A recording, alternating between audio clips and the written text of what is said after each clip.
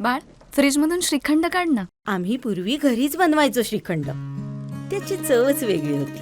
आता काय सगळं रेडीमेड. आजी, हे श्रीखंड खाऊन बघ. आज तुझ्या आईनं घरीच बनवलं की काय? हे आहे गोकुळचं श्रीखंड. अगदी जिभेवर रेंगाळणार. जिभेवरच नाही तर मनावरही रेंगाळणार. गोकुळ श्रीखंड, मनावर रेंगाळणार.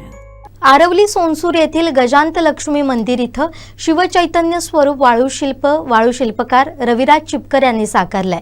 2 फूट उंचीचं हे वाळूशिल्प 2 तासात साकारलंय.